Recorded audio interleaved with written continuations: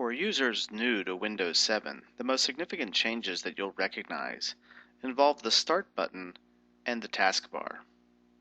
When you click the Start button, your cursor is automatically placed in a search field that allows you to type and search for keywords. Here I've searched for rotate, and not only has it found documents that contain the word rotate, but it also shows me items in the control panel or anywhere else in my system that use the word rotate. For example, rotating the screen in tablet mode. In addition to typing keywords, you can also type applications. Here I've typed Word, and not only has it found Word documents for me, but it's also found the application Microsoft Word 2010. Now I could just click here to launch the application, but I also want to show you another powerful feature that involves the taskbar. If I right-click on Microsoft Word 2010, one of the options is to pin to the Start menu. This is a feature we saw in Windows XP that allowed us to have a few key applications that always appeared on the Start menu. But in Windows 7 we have a new option which is Pin to Taskbar, so I'm going to go ahead and click that. And what you should now notice is that there is a new icon appearing down here on my taskbar for Word. Now that it's in my taskbar, anytime I want to launch Word, I simply click the Word icon and Word will launch. Another great tool that we've come to know and like in tablet PCs is the Snipping Tool. So again, I'm just going to type snip for the first time, right-click on Snipping Tool, and choose Pin to Taskbar. You can do this with any application in the Windows 7 operating system. Once they're in the taskbar, if you would like to reorder them, you can simply click and drag them to new locations. Here you can see that I have numerous icons now on my taskbar.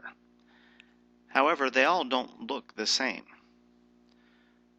For example, the Word icon is rather flat, where the Snipping Tool is shiny and raised. This indicates that the Snipping Tool is actually running, and as you can see when I hover over the Snipping Tool, it gives me a sneak peek of what the contents of that application currently are. Over here, OneNote does not have any indication that it's running.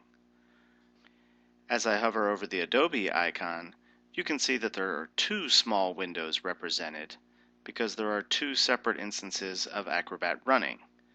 And when I place my cursor over one of the smaller windows, I'm able to see a full screen version of the contents. This is particularly handy when you're dealing with Internet Explorer, when you have multiple windows or even tabs open, and you can see the individual windows that you're currently browsing. Another great feature of the new taskbar is when you hover over a particular icon and right-click, you are given the option to see recent documents that you used for that application. By simply clicking on that application title, another new enhancement to Windows 7 is the ability to manage the windows that you have open better. For example, if you were working on this Word document, but you also wanted to have your internet browser open, if you click the top title bar and drag to the left-hand side of the screen until your cursor reaches the edge, you'll see that the window has been resized to take up exactly half the screen. If I do that again with Internet Explorer, but this time click and drag to the right, now I can continue to research while still keeping my Word document open. In addition, if I ever need to get to my desktop quickly, in the bottom right of the screen, there is a glass button that shows you your desktop when you hover over it, and if you click it, it takes you to your desktop with all windows now minimized.